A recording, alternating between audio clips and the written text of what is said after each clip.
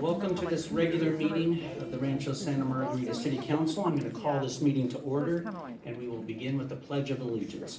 Councilmember Figueroa, would everybody please stand so we can salute our beautiful flag?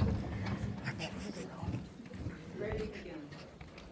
I pledge allegiance to the flag of the United States of America and to the republic for which it stands, one nation, under God, indivisible, with liberty and justice for all.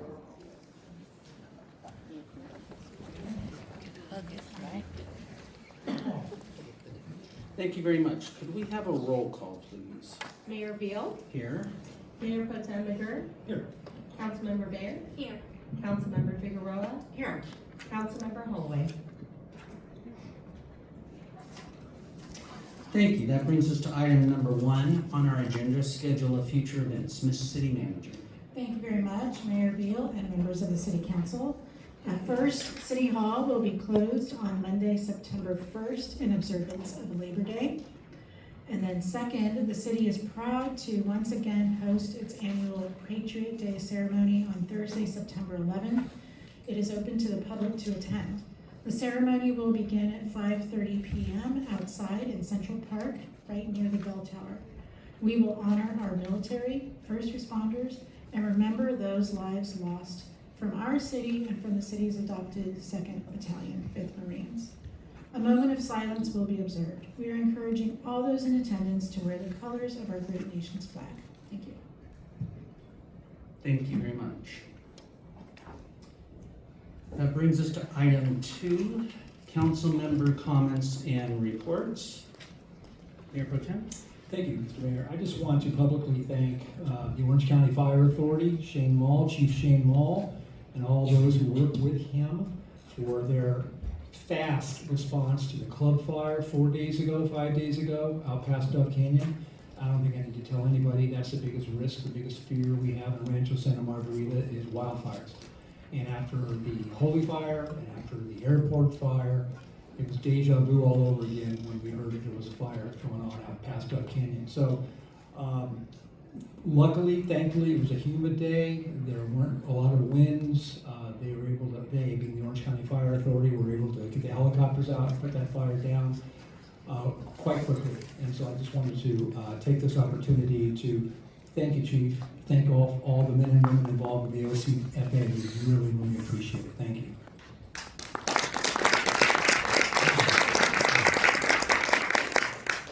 Well said, Mayor Pro Tem. Councilmember Figueroa. Well, thank you very much, Mr. Mayor. RSM Cares and our City Council would like to thank all our residents that contributed to the hunger bags this summer. Our very own RSM Pavilions is one of the top in the nation for donations given. And recently our residents donated 8 pallets of peanut butter, pasta, tuna, and a lot of other non-perishable items. So thank you so much to everybody.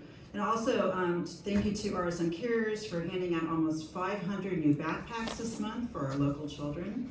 Thank you for the generous donation of backpacks from RSM Cutter Rotary and John Hardwick and USAG. So we appreciate that. And thank you so much to all the volunteers that came out in the heat to make sure all the backpacks got put together. So thank you very much, Mr. Mayor.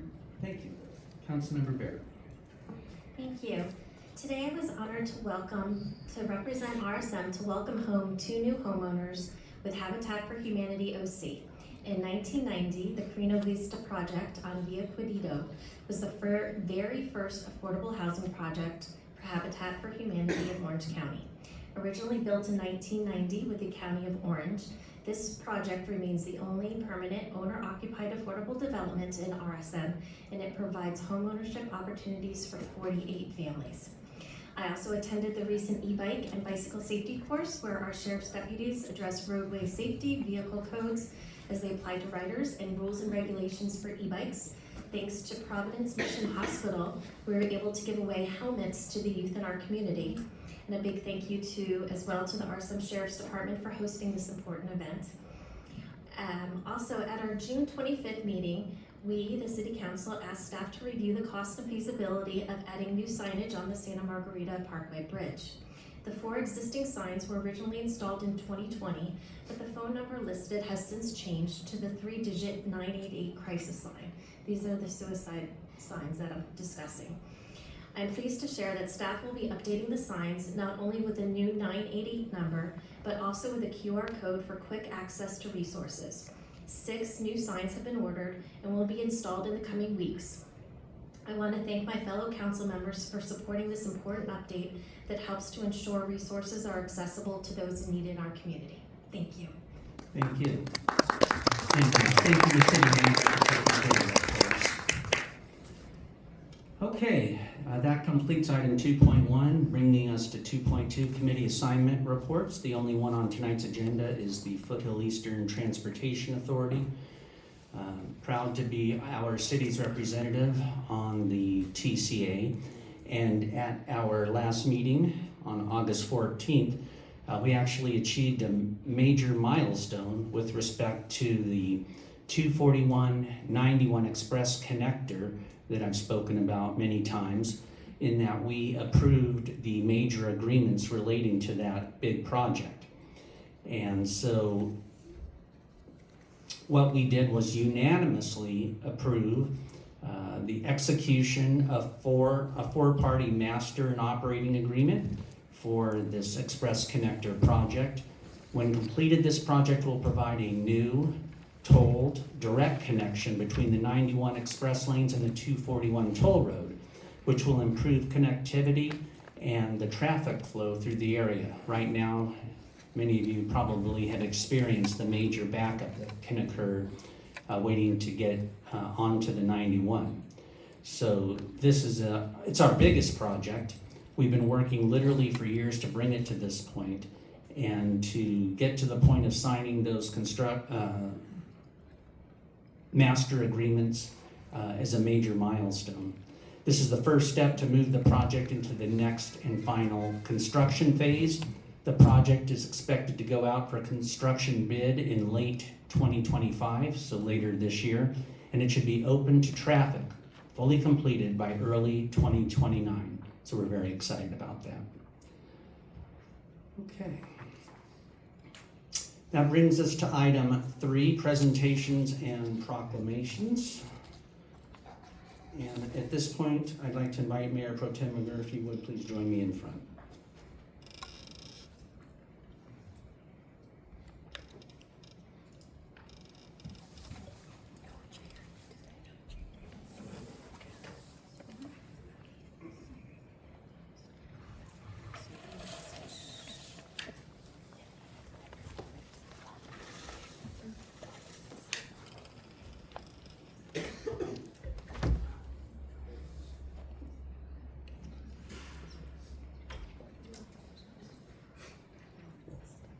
So this is item 3.1, and they are certificates of recognition for the plein air art contest participants, a celebration of our city's 25th anniversary in partnership with RSM Cares Art Hub. And we are pleased to recognize tonight the following plein air art contest participants. And when I call your name, if you would please come forward as your name is called. Our first place winner was Diane Omnibus.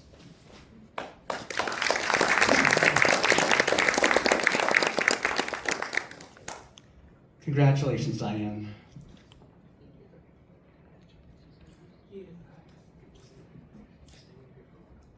Second place, Ernie Romo.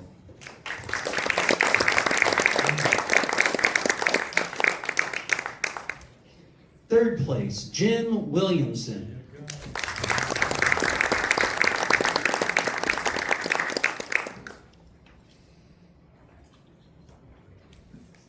And the People's Choice Award winner, Pam Turner. Pam Turner's in Europe doing some plein air art, so she can't join us tonight, but we congratulate her anyway. I'd also like to recognize the following participants, and if you're here, please also come forward. Sabrina Abercrombie, Judy Cunningham, Doug Dorjerian,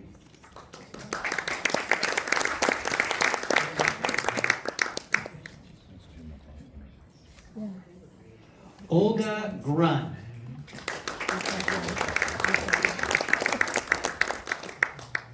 Jim McLaughlin.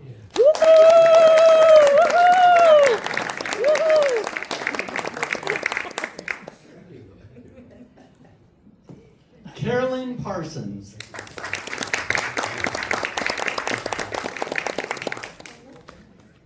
Jeff Ponce.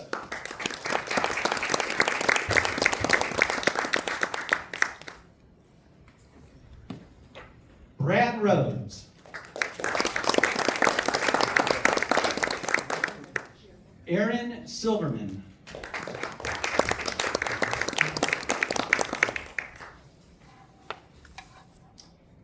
Floor Shraksari.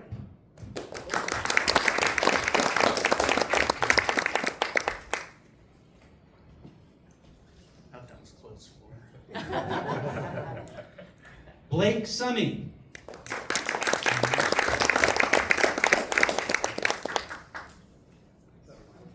And finally, Eileen Winterman.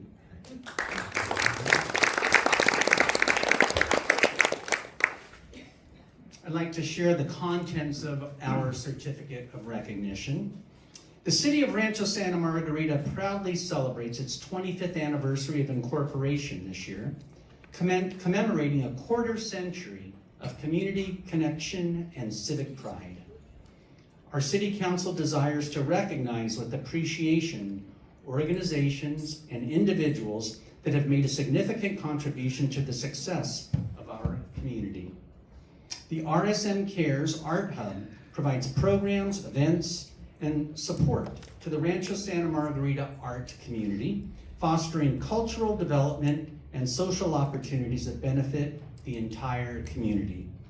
The RSM Cares Art Hub artists have contributed to the vitality of our city through the plein air painting contest, capturing the natural beauty and unique character of Rancho Santa Margarita through open air artistry, and through participation in paint-out sessions held at Civic Plaza, Central Park, Lago Santa Margarita RSM Lake, and O'Neill Park. Artists have engaged residents in inspired community interactions. The plein air painting contest reflects our city's ongoing commitment to fostering creativity, public engagement, and the celebration of local talent. And we have lots of it. So the RSM Cares Art Hub continues to enrich our community through collaborative partnerships, artistic expression, and civic celebration. And in recognition of your outstanding contributions and participation in this meaningful 25th anniversary of incorporation, our city extends its sincere appreciation and congratulations to each of you. So as the mayor of the city, on behalf of all of my city council colleagues and all the people of this great city, we just wanted to take this opportunity to bring you up here tonight, honor you, and say thanks for all that you do to make this a great place to live. Thank you all.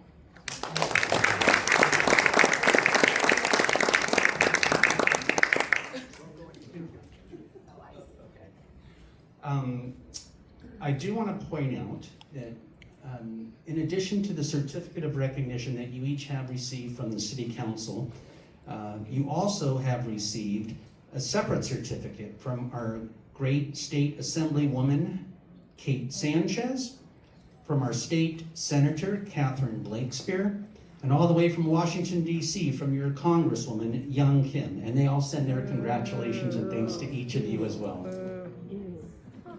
So at this point, we could line up like we were on a Little League ball team. We'll take some pictures. Come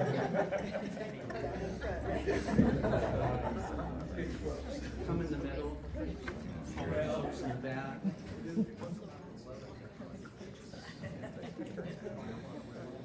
if you have your certificates, it makes it nice. Just turn around and sort of point that right out.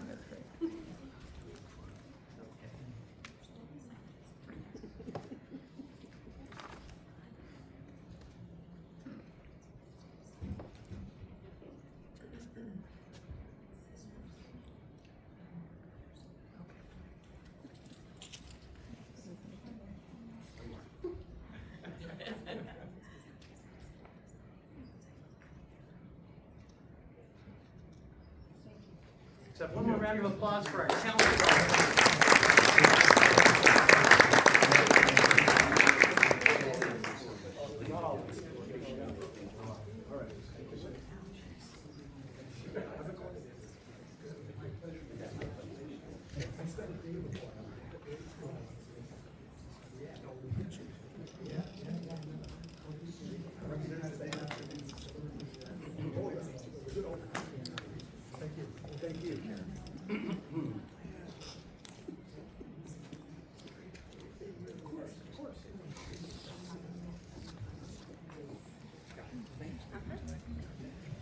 All right, that brings us to item 3.2.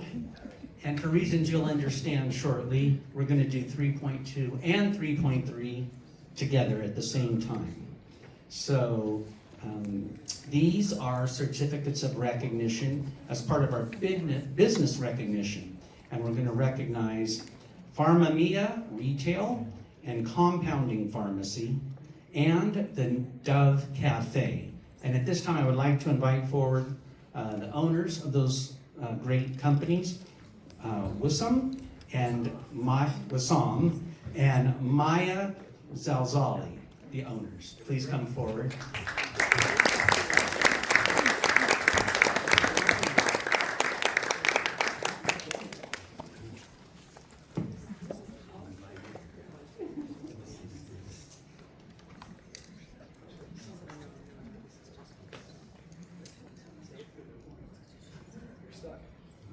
Maya, I think we're doing you first. So. I'd like to share the contents of Maya's certificate of recognition for Pharma Mia. The City Council of Rancho Santa Margarita gratefully acknowledges local businesses that achieve excellence in quality, service, and community engagement. And Pharma Mia is a family-owned pharmacy located in the Dove Canyon Plaza. It opened in September of 2023 and celebrated its grand opening in February of 2024, quickly establishing itself as a trusted healthcare partner in our community.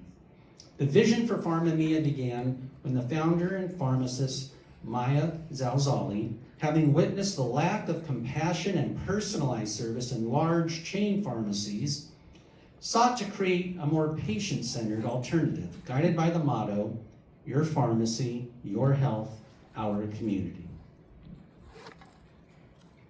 Pharma Mia distinguishes itself by offering boutique-style care, including comprehensive patient education, proactive medication reviews, physician collaboration, and state-of-the-art compounding services, all while accepting all major insurance plans.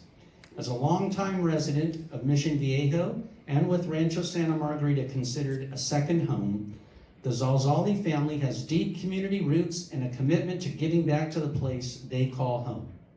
The city of Rancho Santa Margarita celebrates businesses that cultivate this type of community pride, provide essential services, and enrich the lives of its residents through their commitment to excellence in customer service. And Pharma Mia's mission is to provide accessible, high-quality pharmaceutical care, promoting community health, and delivering exceptional customer service while fostering the well-being and trust in every interaction. So Maya is the mayor of the city on behalf of all my city council colleagues and all the residents of this great city, potential customers of yours. We want to recognize you, congratulate you for the excellence in the way you run your business, and we thank you for the enduring contribution that you have made and will continue to make to Rancho Santa Margarita. Thank you.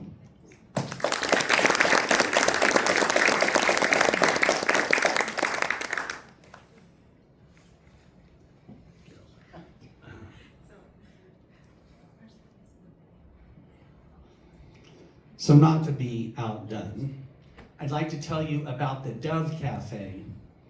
The Dove Cafe is located in Dove Canyon Plaza as well. It opened in June of this year with a grand opening planned for fall of 2025.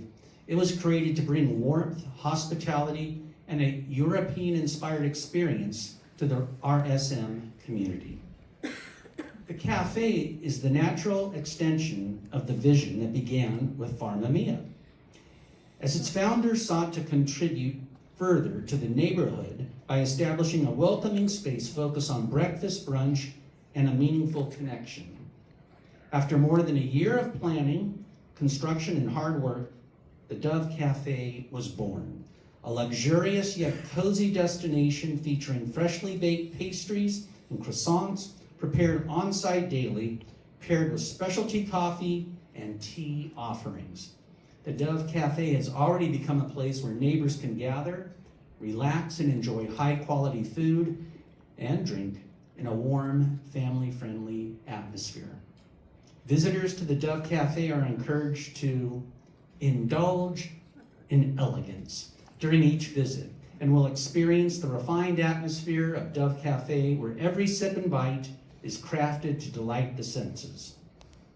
So as the mayor of this city, on behalf of my city council colleagues and the 50,000 residents and potential customers of the Dove Cafe, it's our honor to bring you forward tonight to say thank you for choosing Rancho Santa Margarita to be home and for doing such a great job in the way that you run your business. Congratulations.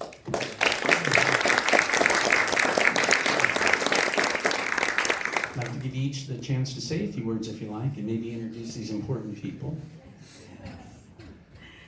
Thank you so much, Mr. Mayor, for the recognition and everybody for attending. It's a great community and they deserve great service, so we are here for them. Whether the pharmacy or the cafe. I speak of the pharmacy, so I hope we spread the word that it's great service offered at our place, and thank you so much. Thank you. Again, thank you so much, Mr. Mayor. Thank you, Sir Beall and City Council, everybody. Thank you for this recognition. You know, to have not just one business, open 2 businesses is a lot of work. And if I plan to open one more, she's going to divorce me.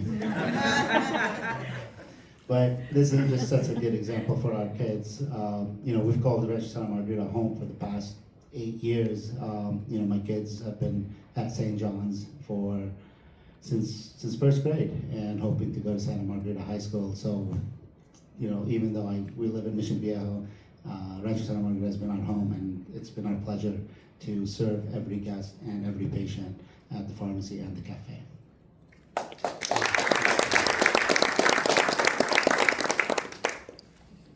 Just thanking my kids so much, Ali, Mia, Aya, and Yara. They are triplets +1. They come every day after school to support us, do their homework, and just watch us doing what we're doing. So I hope this is an inspiration for them, so they can move forward with all what we're doing. Thank you so much, kiddos. We love you. Well said. In case anybody does not know, the Dove Center is located directly behind Santa Margarita Catholic High School.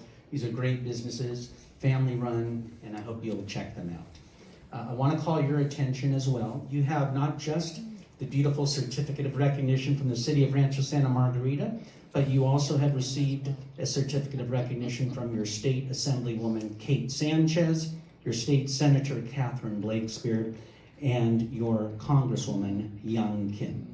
So they send their congratulations to you as well. And at this point, why don't we get together and we'll take a nice picture.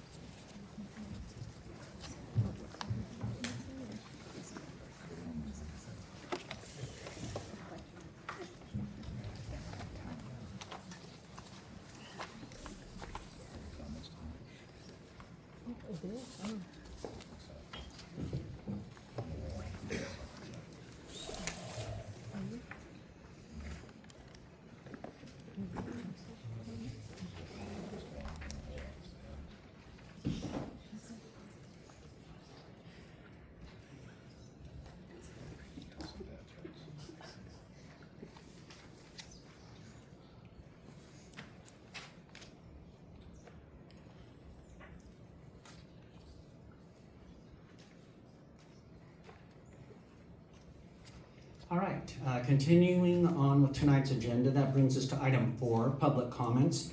This is the first of 2 opportunities tonight to address the City Council on any matter not listed on the agenda that is within the subject matter jurisdiction of the City Council. Public comments are limited to 3 minutes per person, and there's a time limit of 15 minutes for this first segment of the public comments portion of the agenda. Council colleagues, I'll call your attention to 2 e-comments that we received, and you have copies of those before you. One was from Jan Roddick, and Jan wrote in support of the fire risk reduction community list application that we approved at our last meeting. And secondly, Michael Ebel wrote to us with some concerns regarding the use of flock cameras in our community. So I call your attention to each of those e-comments. In addition, we have 1 speaker request card. And this, I'm going to call for at this point, Brianne Boyle.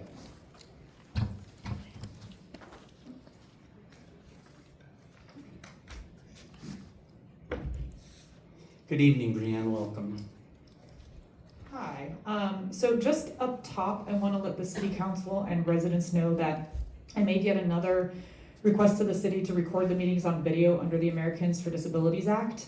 Not only is the city not providing that accommodation, which is my second request, but I didn't receive any response at all from the council. I'm not sure why the city doesn't want to accommodate residents with disabilities, but I would love an explanation. The first time I asked, I was told they didn't want to spend the money. I'm not a lawyer, but that doesn't seem like a lawful reason to violate the ADA. Anyway, I wanted to thank the OC Fire Authority for your actions last weekend. In the last council meeting, the council submitted the city for the California Board of Forestry and Fire Protection Fire Risk Reduction Community List, that is the whole name. This board develops and maintains a list of local agencies located in state responsibility areas or very high fire hazardous severity zones that meet best practices for local fire planning. This is hilarious, given that right after that submission and agreement from council, you then reviewed your plans for the Parkway project, the new and unnecessary landscaping and fence along Antonio Parkway that no one walks on. Beauty is a priority, I guess. I read through the OC Fire Authority's vegetation management maintenance guidelines, and I brought a printed copy for you that I think you should be adding to the minutes. If you don't want to add those to the minutes or make them available to the public, I think you should have to explain why you won't include it for residents to review. In that guideline, they say people should, quote, utilize fire-resistant plants whenever possible, end quote. They also list the approved plants and trees, and here are the plants approved in the current city plan. Deergrass, rosemary, chalkstick, and lavender. Here are how many of those plants are on the approved list from OC Fire Authority. 0. The list has already planted, or the city has already planted California pepper trees by the monument, and guess what? Those are also not approved as fire safe. And the city will be surrounding these fire-prone plants with wood mulch. The city wanted to save money, so they did not go with the safer option of decomposed granite. For a city that just had a fire in the hills not even a week ago, and a fire that could have wiped out part of our town just 1 year ago, this kind of planning that elevates beauty and preference over the safety of its residents is irresponsible. What an absurd thing to build, even given the fire history here. I hope you have a speech planned, Mayor, when the next fire burns down homes and uses all the new fuel you're laying down for it. So thank you for the council members Bayard and Holloway for voting no on the Parkway plan of fire, and no thank you to members Beall, Figueroa, and McGurr, who I guess like to live on the edge or whatever. Thanks for your comments, Brianne. Bravo, well said. I have no other speaker request cards. All right, so we'll move on to the consent calendar. All matters on the consent calendar are to be approved in a single motion unless a member of the city council, staff, or a member of the public requests separate action on a specific item. I'm going to pull item 5.4 for separate consideration. Do we need to pull any other items? If not, I entertain a motion on the consent calendar. So moved. I'll second. We have a motion and a second. All in favor, please say aye. Aye. Aye, that motion carries unanimously. 5.4 is approval of the warrant registers dated August 11th, 2025 and August 18th, 2025. Council members, I pulled this item because there was a request to speak from a member of the public, so I'm going to call forward at this time Chris McLaughlin.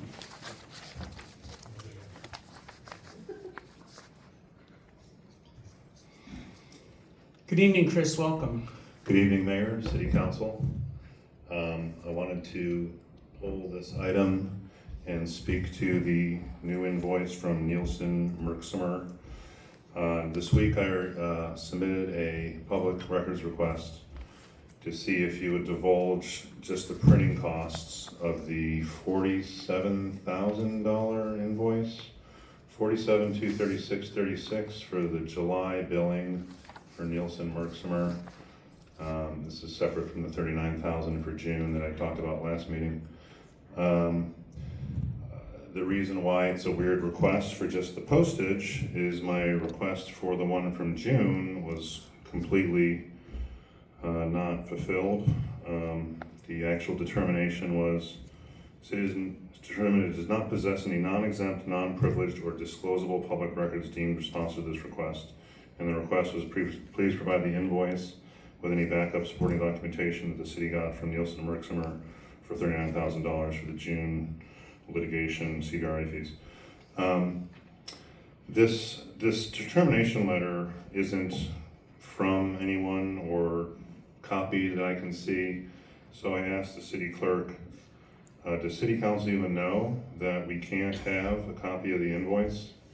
Which is strange to me because the invoice that you're not paying from Michelle Jackson, it's readily produced if you ask for it. Their mail costs on that one was $8.13 out of a total of $47,000. So this was kind of what I was expecting for Nielsen Merksimer, just nothing that detailed in terms of anything that could give away litigation strategy, anything that's really, truly intended to be privileged as a client attorney privilege. The Civil Code of Procedure and the Evidence Code, the government code cited, it talks about attorney-client privileges being necessary so that clients can be forthright with their attorney and not have it disclosed. I don't see how the bill from the attorney is at all potentially compromising. I think it's just an approach from city council, or in this case, I don't even know if it's the city council. When I asked the city clerk, does city council know about this process, this determination? Are they aware of it at all? The response was, determinations are made in accordance with the procedures and criteria contained in the California Public Records Act. As such, determinations relating to the production or withholding of certain public records are not legislative or discretionary matter for the city council, but you do vote to approve it, and you did vote to have this lawsuit, so I don't know how you unbind that. I think it's definitely up your alley, and I wish you would not be so suppressive of information to the public. Thank you. I want to assure you, I was fully aware of your request, and I was under the impression that we had already responded to you. I think what you were asking for was a complete copy of the invoices with all the daily time entries, which would include descriptions of all the work that was conducted each day, what work was conducted, what research was conducted, etc. And I believe it was already explained to you, those kind of things are attorney-client privilege. But Mr. City Attorney, can you give a brief explanation to help our speaker? Sure. Thank you, Mayor, members of the City Council. A lot to unpack there. I guess the first accusation that these notices of determination are not sent by anyone. NODs are clearly sent by someone, Amy Diaz. She is the city clerk. She is an authorized public official of the city. So factually, that's just simply incorrect. A public official has responded to Mr. McLaughlin, as the city clerk has responded to all of his requests, which continuously keep coming in. All PRA requests are evaluated and processed in accordance with state law, and all exemptions, statutory and case law exemptions, are applied uniformly. Documents not subject to disclosure are withheld, will be withheld, and have always been withheld.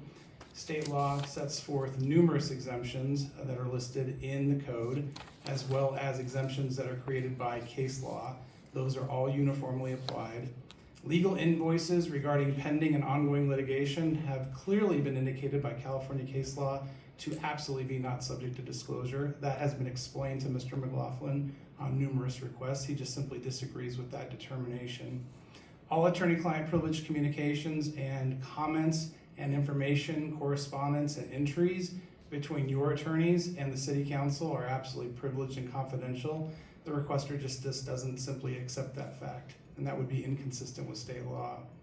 And although not required to do so, the city of RSM uniquely, for transparency purposes, has always released total costs incurred by all legal counsel, including special counsel, and particularly in the litigation matter that Mr. McLaughlin repeatedly makes reference to.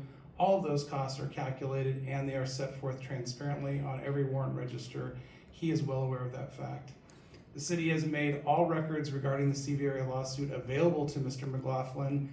Dozens and dozens and dozens of pages of administrative record have been provided to Mr. McLaughlin and explained to Mr. McLaughlin on a repeated basis. Redacted. He simply chooses to ignore that and feign ignorance as to receipt of those documents.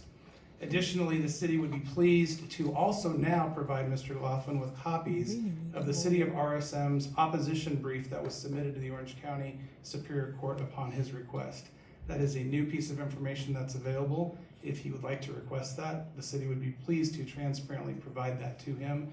That sets forth all the city's legal position and arguments related to this case. I hope that answers the mayor's question. I appreciate that. Chris, we're happy to make that filing with the court available to you and to anyone else that might have an interest in this litigation matter that's very important to this city. I think it would make it crystal clear why the city's taking the defensive actions that it is. Thank you for your comments, Chris. Thank you. We keep asking. Okay, is there a motion to, I'll make a motion to approve item 5.4. Is there a second? Second. All in favor, please say aye. Aye. That motion carries unanimously. Thank you. All right, that brings us to item 6. There are public hearing items. Tonight we have none, so it brings us to item 7, new business. 7.1, a resolution amending and restating the schedule of fines and late fees for administrative citations. Ms. Kuda, good evening. Thank you, Mr. Mayor and members of the City Council. This is a relatively simple, standard housekeeping item. We are requesting approval of a resolution consolidating all of the fines and fees relating to administrative citations into a single schedule, and that schedule is attached to the resolution. Since adoption of the administrative citation program in 2007, the council has added a number of additional permitting programs such as the e-bike ordinance and the sidewalk bending ordinance with their own admin sites amounts. And so those are found in various places in the code. This resolution will bring everything into one clear location, so anyone looking for the proper citation amount to apply can find it very easily. It's user-friendly and we know exactly what to apply. No fees are being changed. All of the fees remain as the City Council has adopted them with those various ordinances and resolutions over time. That concludes my presentation. I'm happy to answer any questions. Thank you very much. Do we have any questions for staff? Okay, seeing none. We have no public speaker cards. Would anyone care to speak on this item?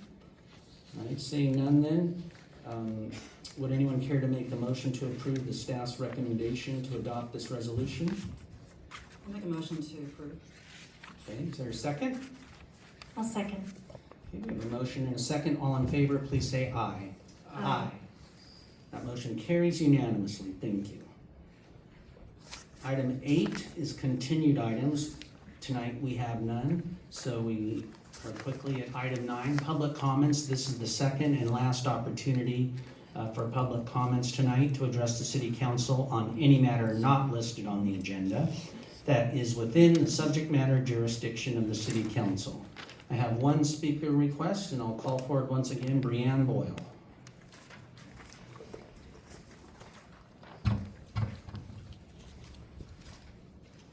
Hello again, Breanne. Hey, guys. Super Wednesday night for all of us. Hold on, glasses on. Oh, hey fam.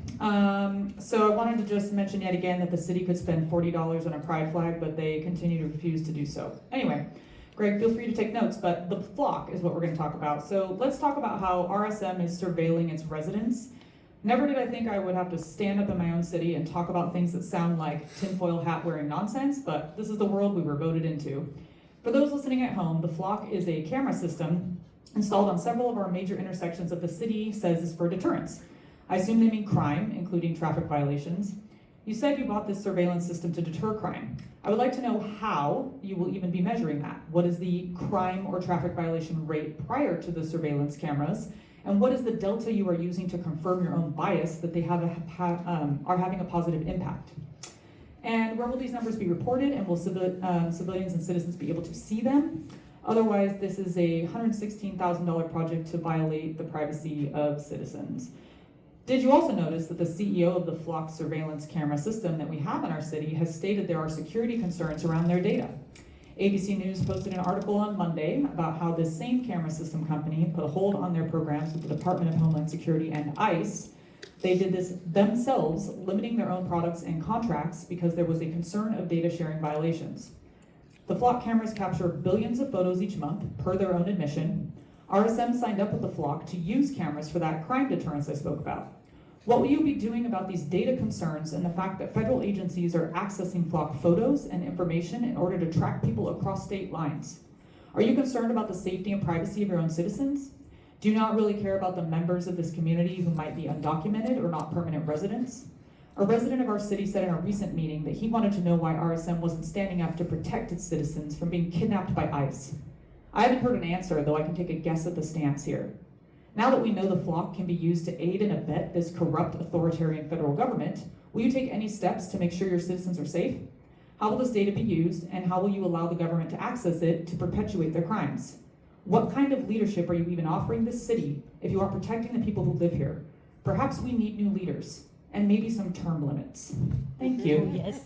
Oh, yes, bravo, bravo. And then I'll call your attention, there were numerous public meetings held as we were looking into installing the system, and they're available on our website. You can listen to them in full. All the sorts of questions about privacy that you talked about were thoroughly raised Since and Monday, answered. since the new article So, on Monday, when they thank talked you about the very data much. breach, Since Monday? seems like no. I'm happy to provide you the links to those. I will email Amy to get all the updates about the Monday data breach. Thank you. You're welcome. Okay, I have one additional speaker now, Jacqueline Martin. Good evening, welcome. Hi, I'm actually also here to talk about the flock cameras. I actually saw some of the same news articles that Brianne apparently saw, though we didn't have an opportunity to discuss them. And you know, I was unaware of them. I know that you've said there were lots of public discussions, but you know, interestingly, and even though I read all of the mailers that I get from both Sam Lark and the city, I didn't see anything really advertised in those. So until I saw the budget line item that was discussed earlier this year to expand the program, I didn't know it existed. What's really interesting is that even on their website, they say that their system doesn't necessarily deter crime so much as it helps solve crimes that have already happened, because it's used by a lot of police departments to track people down after they've committed crime. There was just a big article in the news about Lowe's, who's part of the flock program at a lot of their stores, using it to catch a ring of shoplifters who were hitting stores in succession. So, you know, I mean, the thing that to me is confusing is that it doesn't really deter crime, especially because we don't advertise where they are. In fact, they're pretty subtle. They're hard to see, especially if you're driving. I only noticed them and saw which lights they were on because I was walking around town and was able to see them.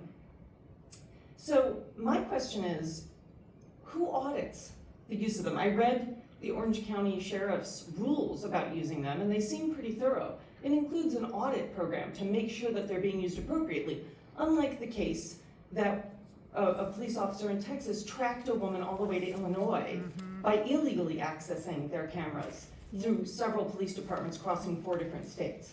So who here's auditing them, and do you guys get to see that information to make sure that our flock system is being used appropriately and that our data is being stored securely, and you're following your own data destruction and data secure storage and secure access rules. Do you guys get to see that? Is that part of the transparency? Also, I saw on our website that there were 222 crimes committed in 2023 in RSM, which was the year that you put these cameras in place. Those are the last stats I can find on the website. The other link to crime stats goes to a 404 page. So, has it reduced the amount of crime committed? What are the stats showing that our tax money is being spent for something that's actually valuable to make us safer? There are no updated crime stats. And we don't know that the cost we're paying for this system is benefiting us at all. But it is putting our data at risk.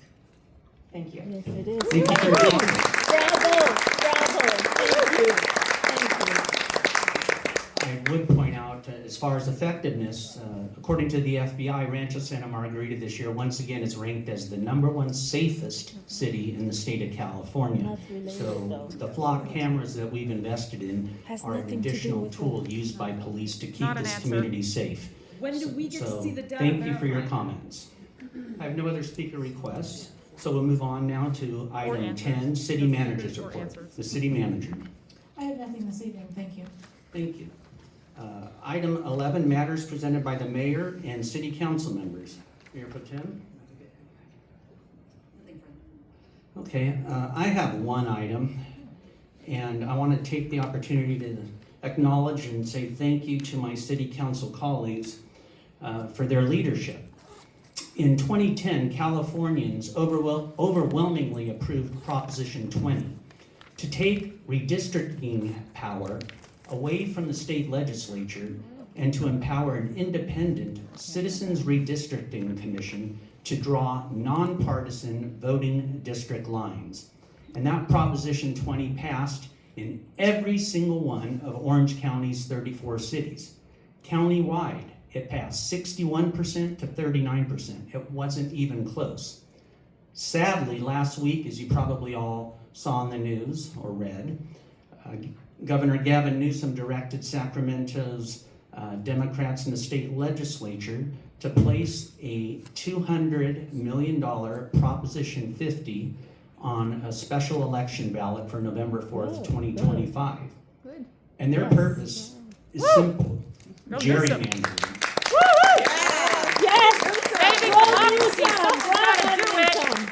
They want to change the California Constitution. They want to strip voters of the power to select their representatives and gerrymander congressional districts so that conservative voters here in Rancho Santa Margarita and throughout California would be further disenfranchised. Gerrymandering. That's interesting. You guys started it. Hyper-partisanship from the political left would then eliminate all reasonable debate and Aren't y'all competition. gerrymandering? No one in the Democrat In our leadership city. would even admit Exactly. who drew those maps. Oh, Under their proposal, Orange County would be sliced and diced. As you may know today, Orange County has 6 congressional districts, but under this new proposal, there would be 8. Why? To dilute the voice and influence of Orange County's conservative voters, with the goal of being that Los Angeles-type leftist policies would dominate the lives of the citizens in Rancho Santa Margarita and all of Orange County's residents. And I'm proud that Mayor Pro Tem Brad McGurr, Councilmember Jerry Holloway, Councilmember Ann Figueroa, and Councilmember Carrie Lynn Baird have joined me and more than 100 other Orange County elected officials to oppose Proposition 50. Thank you. we are bipartisan, I guess, in here then. That's a boo. Okay, seeing no other matters from council members, we're going to adjourn. The next regular meeting of the City Council will be held Wednesday, September 10th, 2025, 7 p.m. here in the City Council chambers. This meeting is adjourned. Vote them out. Vote them